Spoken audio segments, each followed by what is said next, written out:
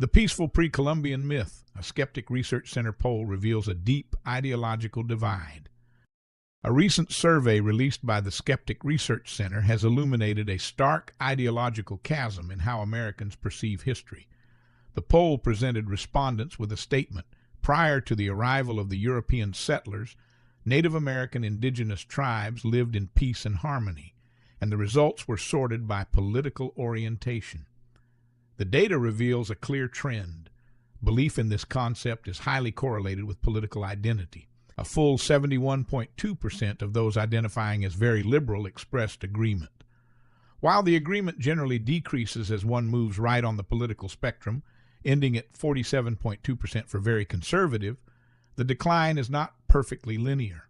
Respondents identifying as moderate, 59.2%, were actually slightly more likely to agree than those identifying as liberal, 57.3%. This divide is not a measure of historical knowledge. It is a measure of political belief.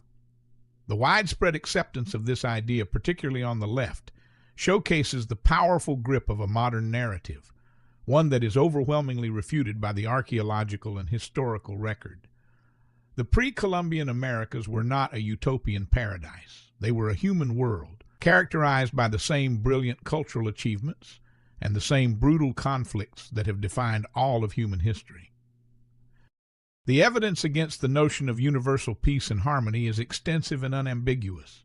To suggest the Aztec Empire existed in a state of peace is to ignore its very foundation. It was a militaristic imperial power that subjugated neighboring peoples, demanding tribute and conducting large-scale human sacrifices. In North America, the Iroquois Confederacy waged relentless mourning wars against tribes like the Huron, campaigns designed for captive taking and territorial dominance. The Comanche built a formidable empire on the Great Plains through slave raiding and warfare. Archaeology further confirms this reality. Findings across the continents consistently uncover evidence of fortified villages, palisade walls, and mass graves containing skeletons with clear signs of violent trauma, all from eras long before European contact. This leads to a pivotal question. If the evidence is so clear, why does this myth persist with such fervor in certain political quarters? The answer lies not in history books, but in political utility. The concept of the noble savage is a European import, an invention of 18th century philosophers like Rousseau, who used the idea of a primitive man in harmony with nature as a rhetorical tool to critique their own society. In our modern era, segments of the political left have resurrected and weaponized this trope. The idealized, peaceful pre-colonial world serves as the perfect rhetorical contrast to Western civilization.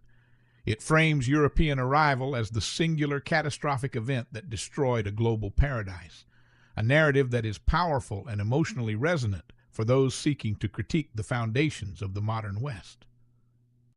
The poll does not show who knows history better. It shows who has adopted this specific political narrative. Embracing this myth is not a harmless intellectual exercise.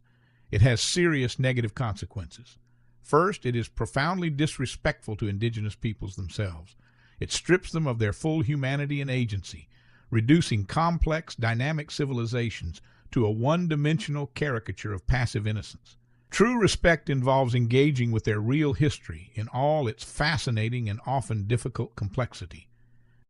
Second, this false narrative prevents any chance of genuine historical reconciliation. We cannot honestly address the very real injustices of the colonial era if we build our understanding on a fabricated past. Finally, it represents a broader corruption of historical discipline, turning the study of the past into a tool for scoring points in present-day political battles rather than a pursuit of evidence-based truth. The Skeptic Research Center poll provides a valuable service. It holds a mirror up to our society, showing that what we believe about the past is often dictated by our political present. The way forward requires intellectual courage. We must choose to replace comforting political fictions with challenging historical truths. The real history of the pre-Columbian Americas, with its immense cultural achievements and its very human conflicts, is far more interesting and worthy of respect than any simplistic myth. Honest history, in all its complexity, is the only foundation upon which a serious nation can be built.